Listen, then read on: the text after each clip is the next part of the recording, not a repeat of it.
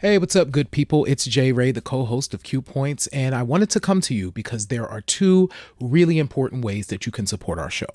One is by subscribing to it wherever you listen to or watch your podcasts. Q Points is pretty much everywhere.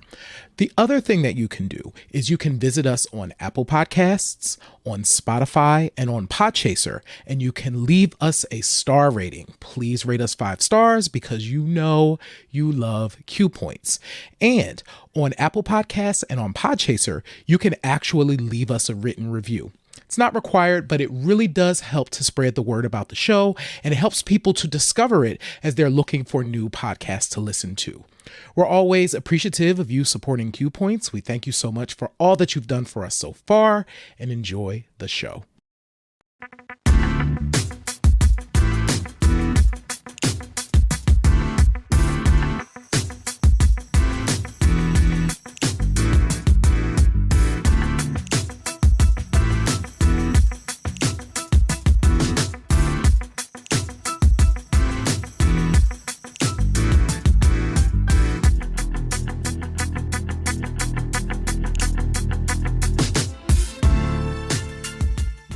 Good evening and welcome back. It's another episode of Q Points. I am your co-host, DJ Sir Daniel. And my name is Jay Ray, also known by my government as Johnny Ray Cornegay III. What's happening, good people? Listen, y'all, Q Points is your safe space for meaningful conversations about Black music and the Black creatives that we absolutely love and cherish. Jay Ray, did you enjoy the extended weekend? I did. I cooked things and was on the grill and hung out a little. Not really hung out a little bit. I didn't do a lot of that, but it was good. It was the perfect type of J. Ray weekend. So yes, now, I enjoyed it. Now you said you just cooked a little bit. J. Ray was cooking alligator. I was. While y'all was putting your little pork ribs and your little chicken wings on the grill, J. Ray threw on some gator on the grill. No, actually, it wasn't on the grill. It wasn't on the grill. It was in a stew. It was in a stew. You've never eaten alligator? Have you eaten alligator before? I have had gator once, and it was at a this very fancy Christmas buffet where they had all kinds of exotic meats. So that day I had gator, I had rabbit, I had frog, and something bison, if I'm not mistaken, something that was it was deceivingly delicious. I was like, oh my goodness, this is actually really good, and didn't think it was going to be good, but it was on point. Nice. Yes. So I made, so for the folks out there, I made a alligator and andouille sausage stew on Monday. So I grilled on Sunday and then made a stew on Monday because I had some alligator in the freezer just hanging around, You know, he's so fancy like that. How was your weekend? Fancy. I had an absolutely wonderful time. Shout out to the bestie, my shooter, my ace, Big Daryl. Happy belated birthday. We celebrated all weekend. And to our other friend, our close friend, Anthony, and our extended family. You know, you ever go to a family cookout and they are so warm and loving. They just engulf you as family. Yes. And that's exactly what happened when we went to our friend Anthony's family cookout. It's an annual thing that they do. We played bingo. We won gas cards. They was mad. They was like, who are these out-of-towners winning these gas cards from the family? But nah, it was an absolutely fantastic time. Shout out to the folks in Winston-Salem. But yeah, I made sure. Listen, folks, when it comes to holiday weekends, use your PTO. Mm-hmm. Take an extra day after the day after a holiday, because you really need that time to recuperate, and that's exactly what I did yesterday. So, I'm relaxed. I had a great time, and now I'm back. We back to talk about what we do over here on Q Points. We're going to talk music. Yes. And it's the 1st of June, so you know what that means. What? It's Pride Month, y'all. Happy corporations and, reappropriating culture month. Yay. Can we talk about that for a minute? It is so crazy. Listen, it's like a light switch. June 1st and boom. Every There's rainbows everywhere. everywhere. Well, now it's red, black, and green because now it's Juneteenth. They like, oh, wait. We don't. What should we do? Should we do the rainbow? Should we do the red, black, and green? Who can we exploit? Who can we exploit first? We had ice cream pulled from the shelves, child. It is already an eventful June. Listen, let's just talk about it. I mean, we have a lot to discuss here on Q Points for this whole month. We've decided that we are going to reach out and reach into the community because there's so many people within the community that touch music and are germane to this thing called Black music. So it's going to be interesting. So keep posted each and every week. I know we're a little early this week. Mm-hmm. That's because J. Ray has something he need to do tomorrow, and we'll let you.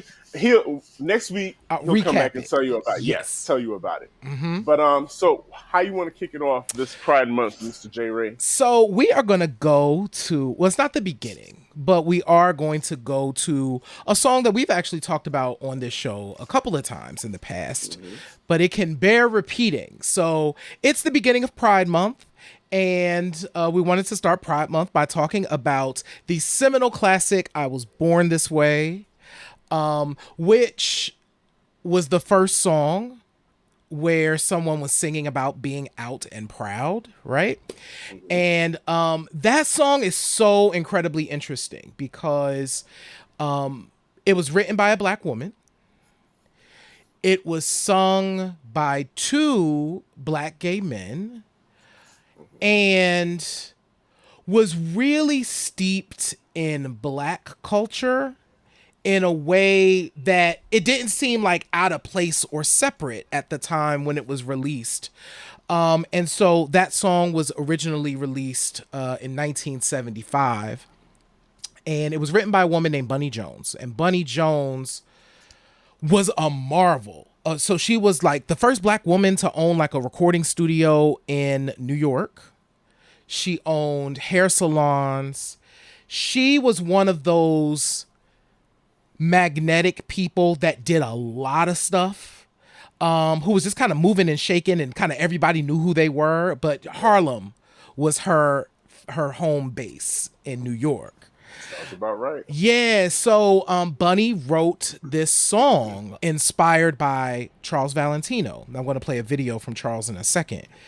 But she wanted to honor the gay men in her life who she felt like were very marginalized, but who contributed a lot. So she wanted to create something for them. But she went a step further, Sir Daniel, and created a record label called Gay Records.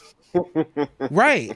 Just get straight to the point. Just get straight to the point. GAIEE. And this was going to be a place where if you were part of the community and needed somewhere where you could release your records, this would be the label for you. Wow.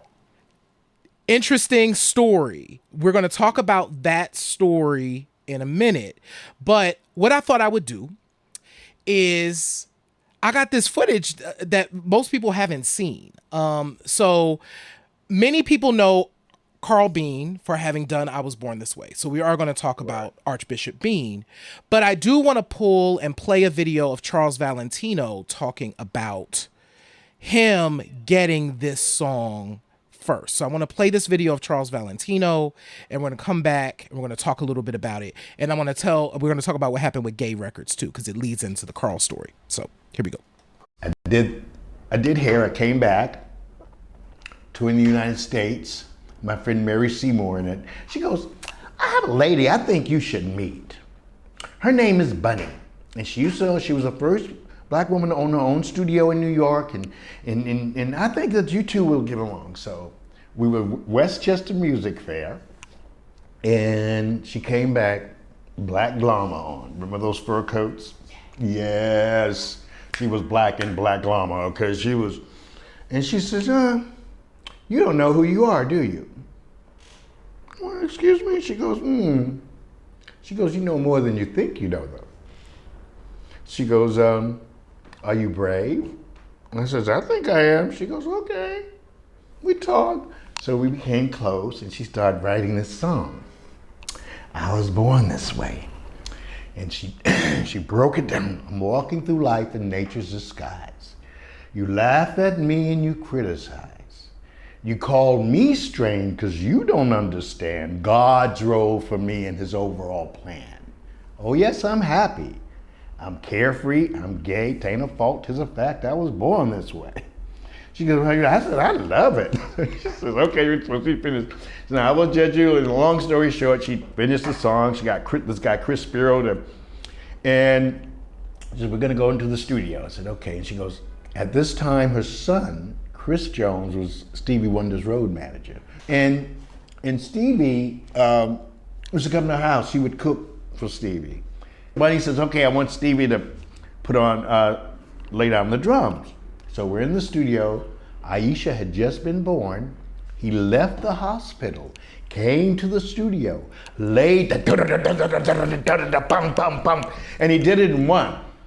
He wanted to erase the whole track and re-record with, but Bunny was like, no, Stevie, we are not waiting 5 years for you to complete, because he said, you will start this and we will be 5 years later and it'll be brilliant, but it won't be what she wrote. So long story short, he laid the drum and she took it and put the records in the back of her car. She drove around. She went to Frankie Crocker, WBLS at the time. And Frankie was like another one of her children. She said, Frankie, I got this. He put it right on without a thing. And all of a sudden, I Was Born This Way was going through and I had friends of mine, and I didn't realize they were worried, thinking I was, and I wasn't. Y'all, I love hearing stories like that simply because I just love hearing when artists talk about their process and, what it took to get a record done, how things happen organically, the people that they met along the way that made it happen. Those kinds of things you just can't. I'm just glad you were able to capture that. Yeah, man. So that is the brief history of how I Was Born This Way came to be. And so a couple of quick notes. Stevie Wonder plays drums on the first song to feature lyrics about being an out and proud gay man. What? That's amazing, right? In itself.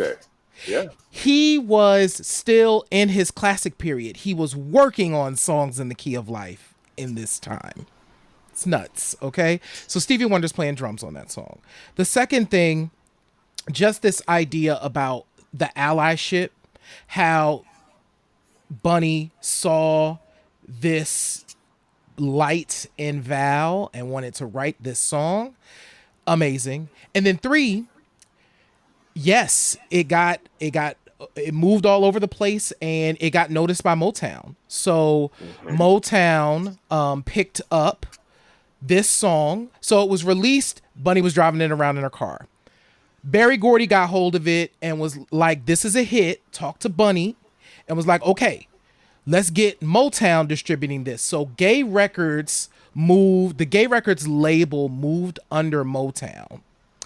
Here's what's fascinating about that story is, remember I told that before we watched that it was Bunny's vision that if you were an artist within the LGBTQ community, you could come to this label, whatever. To this day, that is I Was Born This Way is the only release on that label, which is just an interesting note, right? But Motown ended up re-releasing I Was Born This Way. So it was released once. It was then re-released again in Val's version. And so that was kind of the second iteration of the song, but still in like the 1975 year. Right. So Carl Bean, whose first album is right there, recorded this album for ABC Records. And the man who, one of the executives over at Motown was playing Carl's record over at Motown. And Berry Gordy again was like, who's that singing? Who that? And he was like, oh, this is Carl Bean. This is a record he did over at Motown. Was like, can you do that I Was Born This Way record? And now we get into the second version of the song. So I want to play. Now, I only have audio, so I was also blessed, Sir Daniel, to be able to interview Archbishop Carl Bean. That's right. And I'm so happy that we got a chance to sit down. Now, Archbishop Bean was like, listen, Johnny, I'm not getting on the camera, but we could talk. We could talk by phone and do this interview that way. And so we did just that. And so I am going to play the audio of Archbishop Bean, him receiving the song, and then what he ended up doing to the song. And then, we'll come back. So here's that piece. When they approached me, I knew when the song came that because I sat on that step and heard what's going on and the staples, and that's what God had touched me with this message music. But in hearing that day, I never would have thought in a million years I was going to get the chance to sing about being gay. That was so far from my memory bank for thinking that it just was nowhere around. And when it came and Motown presented the song, I knew the minute I saw the lyric, it was mine to do. Because this is what I left to do. But I just didn't know it was going to be about my particular journey. I thought I'd be singing about race and, love, and because that's the kind of stuff I wrote for the album. Right. Not thinking in a million years they was going to sing about gay nothing. I saw the lyric sheet. I said, ain't no need of me questioning God. This is why all of this has happened. So I just, by faith, need to walk through this door. And when they gave me the lyric, I said, I'm taking all this British language out of here. And I basically changed it. And then I asked the folk at Motown, I said, can I bring my own background in? And they said, well, who is it? I said, the Sweetest Oration. So they said, you mean these Sweetest? You mean them? I said, yes, these Sweetest Oration. They said, oh, hell yeah. Like they were going to say no. You like, well, Yeah. So I called the cell. I said, y'all, I got a gig for you. They said, what? I told them. They said, yeah, Carl, we will. And I said, because if my girl, we all came up to New York together. I said, all we got to do, you give us the beat and we'll take it from there. We've been doing this a good while together. And so Stella and I worked that way in the studio that night. And the thing that the people loved was really my ad-libbing. All that stuff from a little bitty boy and help me like I love you and together. Ain't none of that in the lyric. Basically, I'm walking through life in nature's disguise. You laugh at me, you criticize because I'm happy, carefree, and gay. Then she wrote, "Tain't a fault, 'tis a fact. I was born this way." Now, I won't judge you, don't you judge me. We're all the way nature meant us to be. That's their lyric. All the other stuff that people sing and get off on is me taking it to church. And so Carl Bean did his version of the song, and it's a seminal version. Like everyone plays that joint. You can hear it regularly in the club still today. But this song is kind of fascinating and an important part of LGBTQ history, Black history. This is Black history through and through. We've now established that we got Bunny Jones, we got Charles Valentino, we got Stevie Wonder, we got Carl Bean, we got Berry Gordy, we got the Sweet Inspirations, we got all of these folks have touched this record in some way. So you just can't separate this from the story of Black history. And that's where we wanted to start for Pride Month. And shout out to you for getting hands on those two gentlemen especially Archbishop before he transitioned, of course. That was like divine timing. It was. So yeah, shout out to you for doing that. That's what we do here at Q Points. We are, we're guardians of this galaxy. We are going to protect and bring to you artifacts of Black music that you probably hadn't thought of in a long time, and we're going to talk about it. Matter of fact, so I'm gonna tell you. So we're about to transition into our main topic tonight, which is about this young lady right here. Yeah. Okay, there I got it. So funny thing about this record, there is a collector whose crates are legendary, and he's known as a supreme digger. I won't say the name, but JB of JB's Record Lounge got a hold of some of his old crates to sell. And during the grand opening of the store, Wax Fundamentals crew, we're family. So he's like, hey, y'all, go back there and look through those boxes and see if there's anything that that interests you guys that you want to buy. And this is stuff that had not been put out on the floor yet. So while everybody's dancing and grooving, there's about 3 of us up in the loft area looking through boxes, and we get to this one box. And as soon as you start flipping, there are all kinds of goodies in this box. You hear me? And the first thing that caught my eye was this joint right here, Make Way for the Motherlode, along with 2 other records. And when I tell you, I snatched it up so fast because you cannot find a lot of Yo-Yo's records, especially on vinyl. You cannot find them. They're very rare. And you confirmed for me also that you cannot find a lot of her albums on streaming platforms, which is very interesting considering her sophomore album, Black Pearl, debuted this month 30 years ago. Yeah. 30. I know exactly where I was. I know exactly where I was when I purchased the cassette, because I purchased the cassette. And yeah, we'll continue. I don't want to hog the intro. So no. Let's get started. You are. That's crazy that it's been 30 years. But yes, I think it is actually criminal that you can't get Yo-Yo's joints on streaming. Much like the same conversation we were having around De La Soul last year. Yeah. Yo-Yo's joints need to be available because Yo-Yo, for the most part, was part of like, this is arguable.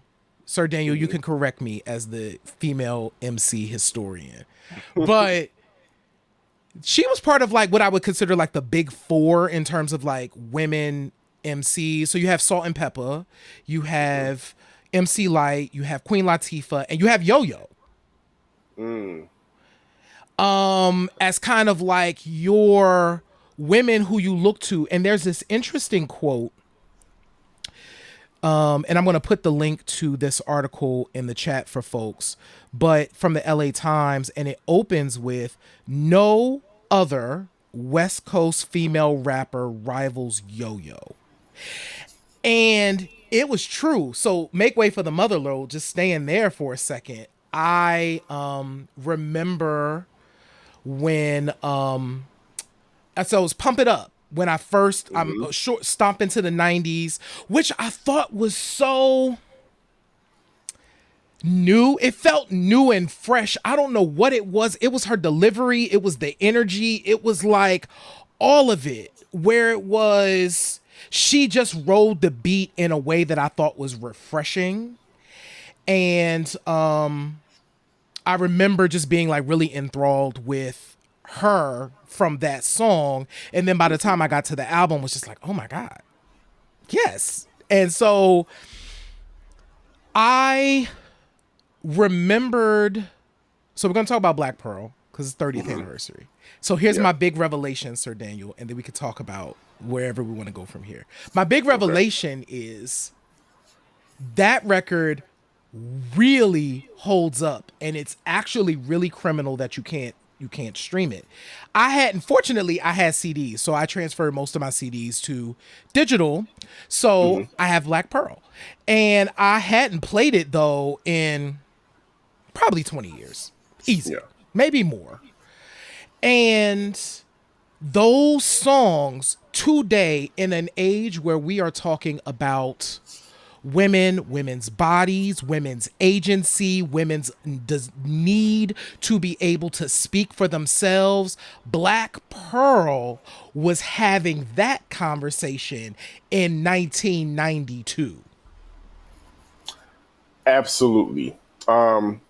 You're right. So it's funny that you brought up your Big Four, right?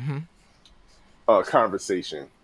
It reminded me of a few months ago, Fat Joe was quoted in an article listing his top 5, and which of course led me to hop on, the Twitters and the Instagrams with my top 5 of top 5 female MCs ever. And Yo-Yo, of course, is on that list, and I will repeat absolutely why. Yo-Yo is in my top 5 because she squarely represents the West Coast. Like, there's no confusion about the fact that she's holding down Inglewood, Compton, and the whole neighborhood. There's no question that she's holding down her neighborhood. If you have never seen her live, you are missing out, because you cannot take your eyes off of Yo-Yo. You will not be able to take your eyes off of her, because the energy, as you referred to earlier, the energy exudes from her. She plays on the whole stage is her playground. There's not an inch of the stage that she's not running around and is just feeling the moment and vibrant and dancing but spitting at the same time. So she's definitely on my top 5 for that. And let's just get down to the nitty gritty as far as holding her own on the mic. She was introduced to us on Ice Cube's This Is a Man's World. Yep. And I can tell you that her verse, her appearance on that record had everybody buzzing. They were just talking every single line. If a bitch is a bitch, that her lines just ruminated through everything. And everybody was like, who is that? Who is that? And to your point, when the Stomp to the 90s record came through, the video, like you said, it was very clear what she was about. I think for her to be 18, 19 at the time, which is super young, you think you're just all about having fun, but it took a lot of focus to present that kind of artwork at that age. And fast forwarding to Black Pearl, I think from the very beginning, when I popped that cassette in, and the intro used the music from Silence of the Lambs, the part where Agent Sterling is getting closer to Buffalo Bill and bringing him home. I remember the hair standing on the back of my neck, because I was like, yo, this is cinematic. What are we about? What are we in for? What are we about to hear? And, she brought it. And it's so funny to me, and J. Ray, you tell me how you feel about this. A year later, she criticized the record herself because she felt it was too soft. But to this day, I think you and I agree that record holds up. The production, the delivery. All I'm going to say is forget Wonder Woman. She's a trick. Running around the red, white, and blue. Who says that? Forget Wonder Woman. She's a trick. You are right on it. Like, yes, by the time we got to the You Better Ask Somebody record, that was that interesting moment when women, so Black Pearl emerged at the time when your women MCs they all got their hair pressed. They started beating that face a little bit. They was going to dance in the video a little bit, have some singing on the record.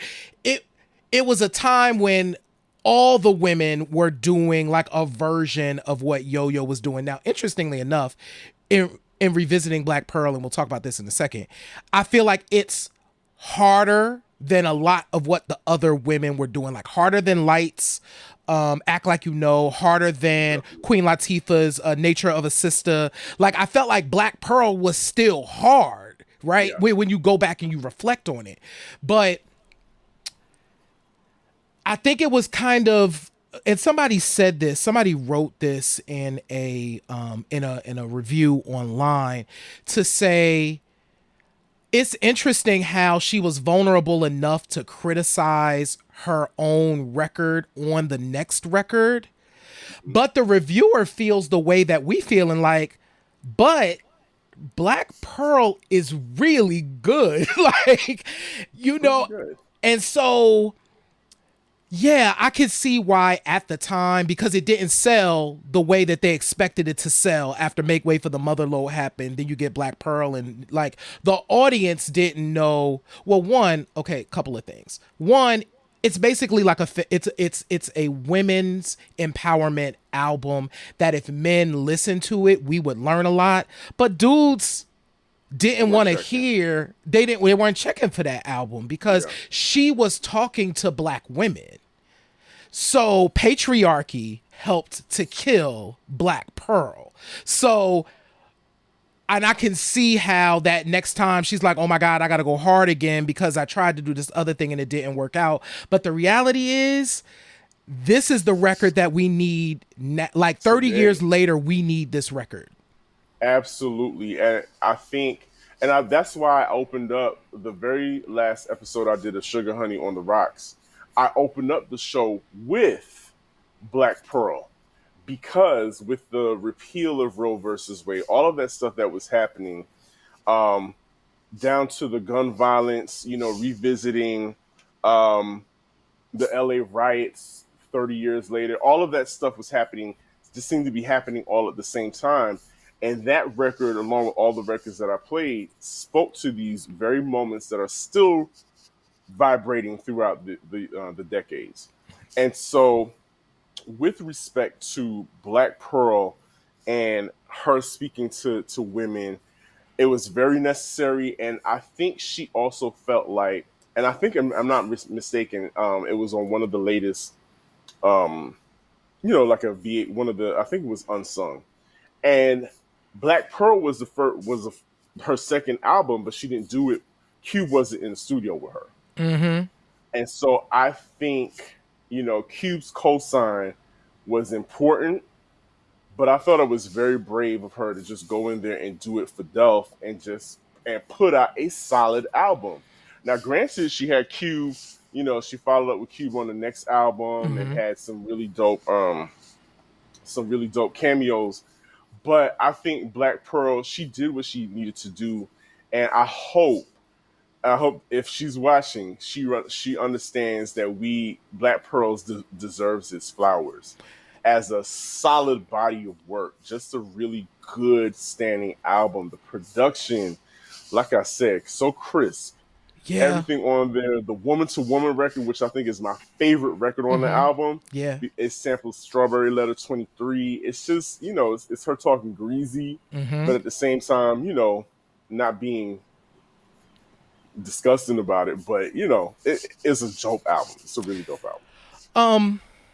I want to read this quote, and then I actually have a question, because I want to talk about the time period, one that preceded this, that was kind of happening in this moment with women, and also kind of where women MCs kind of went. But this is a quote from Spin Magazine, and we'll also put this in the description for folks to take a look at. But a journalist by the name of Joan Morgan wrote a piece. It was called Mother of Pearl. And I'm actually going to read 2 paragraphs. I didn't think I was going to, but I think it offers some interesting context. 1 year later, her outrage continues to provide a voice for those who lack a means of expression, especially when life explodes in their faces and outside their doors. Witness, for example, the afternoon a Harlem apartment dweller heard sex sounds in his hallway. Not the feel good sex sounds, but the yucky something's wrong sex sounds. In the corridor, 3 of the block's youngest Daddy Macs were doing a brown child no more than 15 doggy style. One of the rarely mourned victims, brown girls like her find their champion in Yo-Yo. One woman able to restore the self-esteem robbed of young sisters by sexism, racism, drug addiction, age, and teenage pregnancy. Wow. So that is how this record exists in our musical moment, one in 1992 and in 2022, because music, it exists in its time, but this record I think transcends it, and still I think people need to hear it today for that reason. But one of the things I wanted to ask you about, Sir Daniel, when you think about women MCs and how they were being portrayed in this time frame in 92, kind of through now, like, do you think it has gotten better for women MCs over the years from when Yo-Yo was doing it? And what do you think has contributed to that? So there is not a lack of coverage for the young ladies that are out today. There's not a lack of coverage. They have learned to manipulate the media to their benefit. They are commanding, I think the genre as a whole has learned how to, how not to get tricked by the beast anymore, which is the record industry. So if we're talking about that, if we're talking about commerce, the kids are all right. They figured that out. They figured that part out. When we're talking about the art itself, I think there's something lost in translation throughout the years over what matters, what needs to be said, and what's clever and what's not.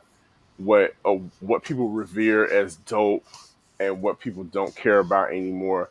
I think those are things that we just have to contend with. Is this we're in a generation now where people are typing or communicating with less and less characters. So of course we're going to start rapping with less and less characters. So just think about it like that. We had to paint a picture because talking to somebody long distance on the phone cost a lot of money. We didn't have internet, we didn't have Wi-Fi, much less dial up. So we had to, when you had those 3 minutes and change on a record, you had to paint a perfect picture, literally. And so, like any marginalized person, if you're going to contend in an arena, you have to do things 3 times as better as the people who are the majority. So that's why you have these albums by people like Yo-Yo. Nikki D's Daddy's Little Girl, which also came out around the same time, is a criminally slept on record, which contains like some of the best production that can still hold up today. It contains production by people like leaders of the new school. You can hear Busta Rhymes all throughout that record, before he became famous.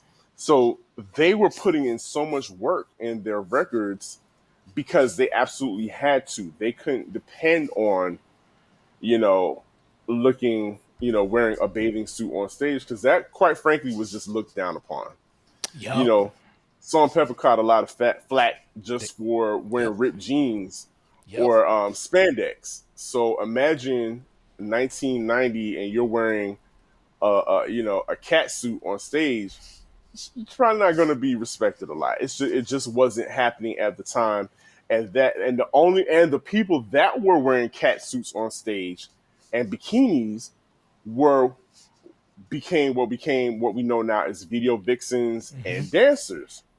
So, which is, you know, how the powers that be, the patriarchy, will put women into a box. It's either, hey, you're either eye candy, or if you want to rap, you're going to be a buttoned up nun over here spitting. We hope you look cute, but you can't show too much body. You know, it's just a lot of mixed messages. And the ladies that tore through all of that found their own way to make a balance. You know, Yo-Yo, for all intents, you know, I can't recall seeing that many girls getting braids down their back until, you know, after You Can't Play With My Yo-Yo became the radio monster that it was. Because now you got Yo-Yo swinging these braids around in her video and looking free and festive and happy. And so now I think those are the things that black girls, black women spark magic within them, you know, light up when they see another black girl doing the same thing. And so you want to recreate that. You want to get a little piece of that happiness. And if I could find happiness in rocking some braids and swinging them around, I'm going to do that because she's doing that. And so Yo-Yo's cultural impact can be seen not just within the music, but her appearance, you know, the braid. And which took her, and which made her stand out. You know, there wasn't a whole lot of people rocking braids at the time. Yep. Shout out to Wani, who is joining us and said, now those styles are widely accepted. How times have changed. That is absolutely true. To that point, Sir Dan, you were just talking about Yo-Yo's cultural influence. And I think that is something to talk about. By the time she got to the third album, the You Better Ask Somebody, so after Black Pearl, she also started to dip her toe in to other things. She had already appeared in Boys in the Hood, but she started to appear in other arenas. And that was also important. Like, she saw, I think early on, the need to diversify. Because even in 1993, rap was starting to change again, you know? And so I think she saw some needs to switch it up too. Oh, most definitely. You know, I think if we all remember Boss came along and shook everybody up. Which was so funny because years down the line, it was revealed that Boss, the whole persona, was fabricated by the record label. And so, but she was so intriguing. You know, after that appearance at Jack the Rapper here in Atlanta, I just remember, I remember hearing nothing but buzz about this Boss person and how she came out in Lokes and she just completely won the crowd over. And so, you know, back what record labels do. They just follow trends. More of that, please. More of that. Okay, that's working. Let's just recreate what that's doing over there. And that included having everybody, you know, wearing Dickies and shades and, you know, and tapping into that harder edge. Now, to Yo-Yo's credit, being that she, you know, grew up around that and she was from the West Coast, I think we didn't really give her the side eye like how we may have given somebody else who was from, say, the East Coast, was trying to portray that and give off that image. But I think, you know, she was in the right place at the right time. Shout out to whoever was managing her at the time, because Yo-Yo was in she was in. I think she popped up in Juice. She popped up in Who's the Man, if I'm not mistaken, on television. But I think the pop culture moment that keeps her alive to this day in the collective psyche of Black America is "Can't Nobody Hold Me Like My Homie."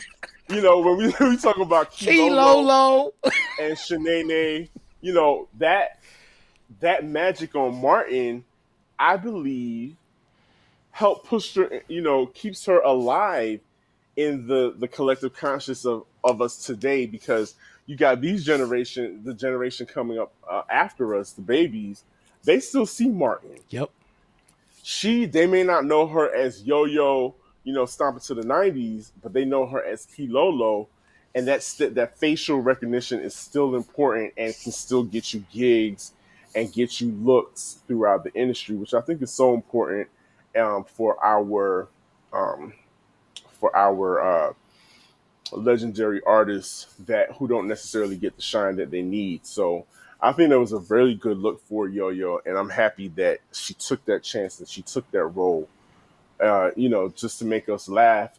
But still, she remains in the psyche of America. Yeah, and I think also when we think about important pop culture moments that she is forever tied to, when we think of the greatness of I Want to Be Down, the remix featuring 3 of what I call the big 4, right? That remix will never die. It'll never go away. That will exist in the memories forever. And we will always, he was born 20 years ago. Right?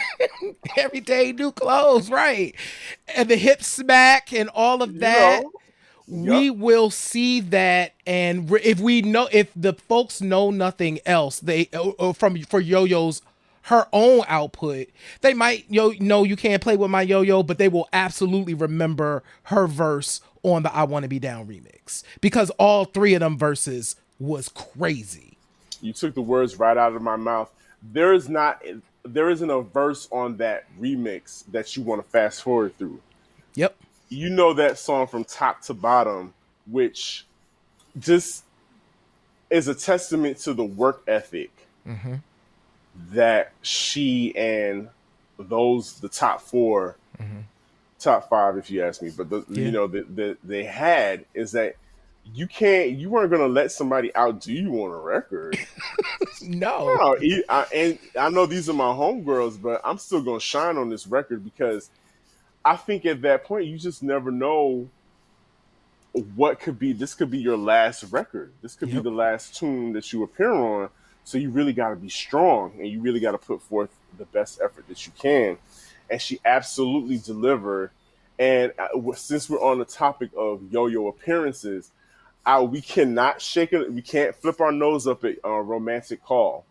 Because to this day, you can drop Romantic Call and people get to whining and rapping Yo-Yo's part. And let's not forget, the video is iconic because Tupac is in the video. Yep. Tupac and Yo-Yo in the car together, and it's just classic. On 6 folds. Yep.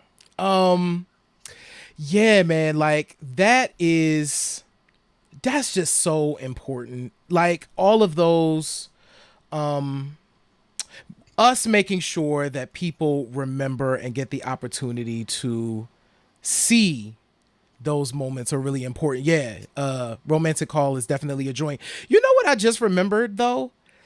Miss Rap Supreme with Yo-Yo and MC Search. Yes, as she was like their mentor and the host of the show, which cries back to Yo-Yo's personality, having enough personality that the camera loves her, and people say, you know who would be good for this? Yo-Yo would be good to host this. So yeah, and that was talking about a full circle moment, because Roxanne Shante ended up on that show, had a moment on that show. She had a moment on that show with L.A. Star's daughter, Reese Steele, who had a moment. There's just so much hip hop history there that you guys. Kaya was on there for a minute. Kaya was on there which was weird because we all knew Kaya already. And when she did that verse from Respect Me, I was like, that was on her last record. Why is she doing but it's such an iconic moment. It is. It's to this day. If you don't, it tickles me to this day. Like, you go R-E-S-P-E, respect me, R-E-S-P-E. But shout out to MC Search and the people over. What was the company that did that? They were responsible for the great white rapper. Oh, that's right.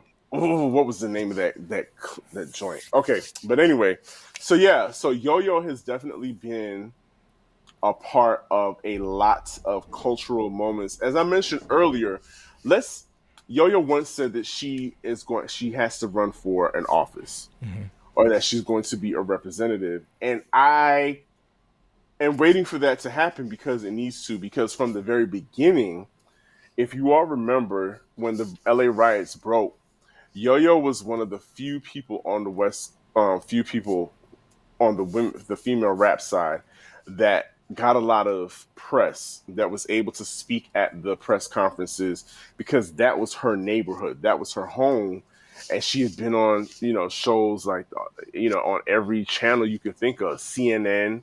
They had her on all the panels and whatnot. So she brought us. I remember Yo-Yo is responsible for bringing Maxine Waters to our collective conscious outside of California. Because of course I had no idea who she was. But then when Yo-Yo said, my friend Representative Maxine Waters is going to help make change, blah, blah, blah. Now we know who Auntie Maxine is, Yeah. because of Yo-Yo. Wow.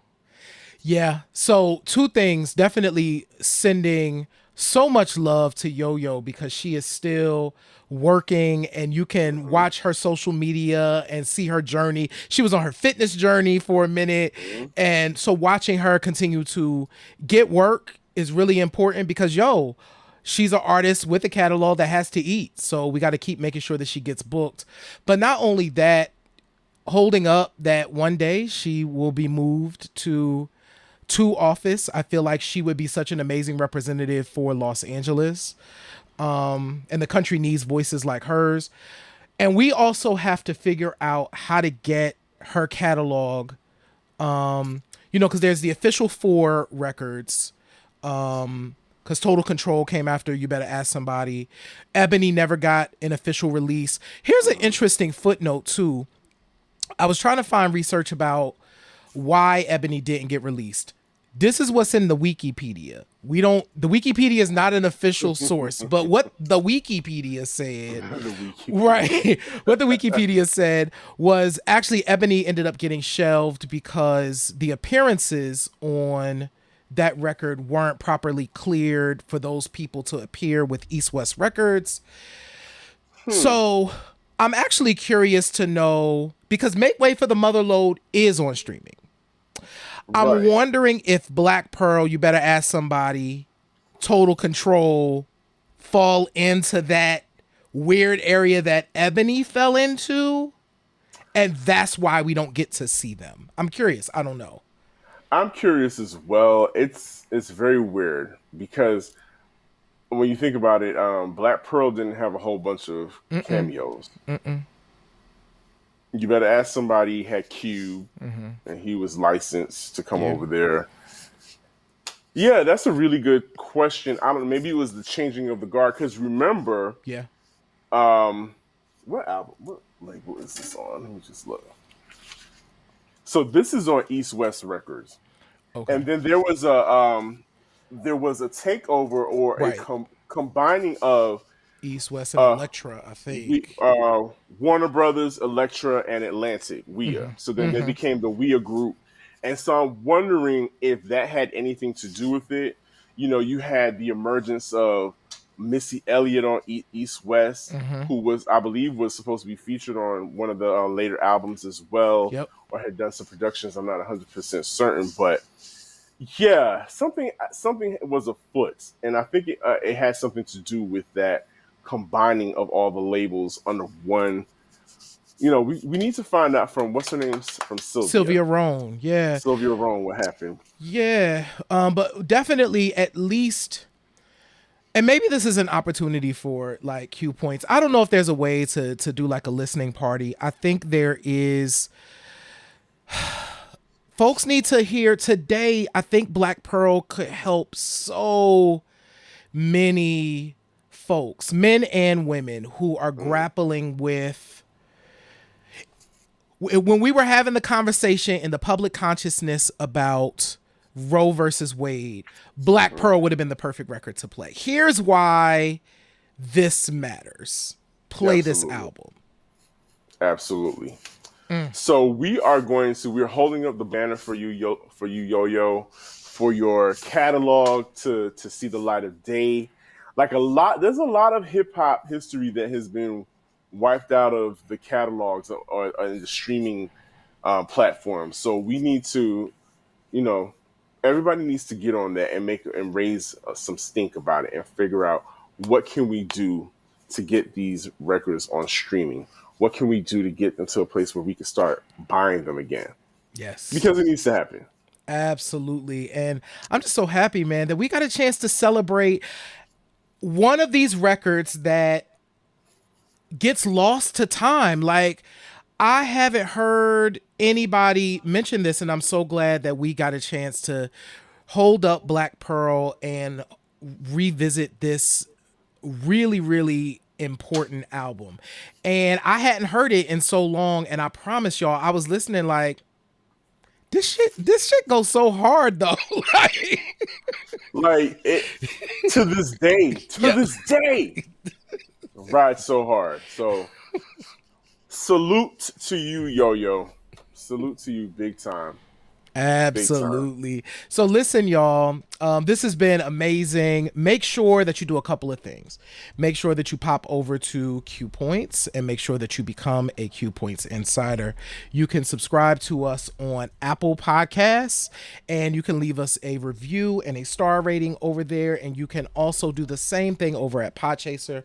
We say this every show, but it's true. Leaving us a rating and a review over at Podchaser really does help, because it spreads to many other platforms, because people listen to podcasts in a lot of ways. But when you leave us a review on Podchaser, it hits differently than the other platforms.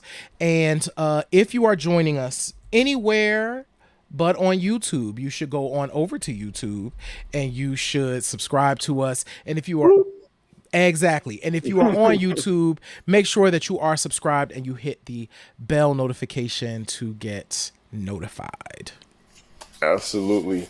And if you're looking for an episode of Sugar Honey on the Rocks this weekend, I'm sorry.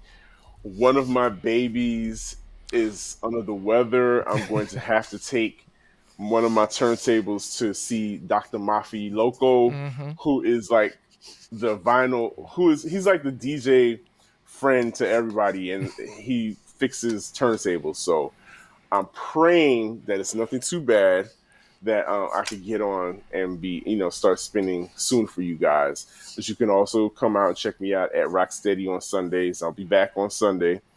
And yeah, let's just, take care of each other and enjoy the art that is there for us to enjoy. There's so much stuff out here. One more thing, Sir Daniel, and so you can also see the past episodes of Sugar Honey on the Rocks on Sir Daniel's website. You can see the visual. So I want to put his website in the chat too. So make sure that y'all pop over to theSirDaniel.com and you can click on Sugar Honey on the Rocks to see the videos. Thank you. I almost forgot about that. Yep.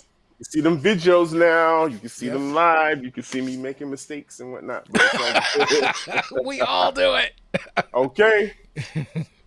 So listen, folks, what do I always say? In this world, you have a choice. You can either pick up the needle or you can let the record play. I am DJ Sir Daniel. And my name is J Ray, y'all. This has been Q Points. Peace.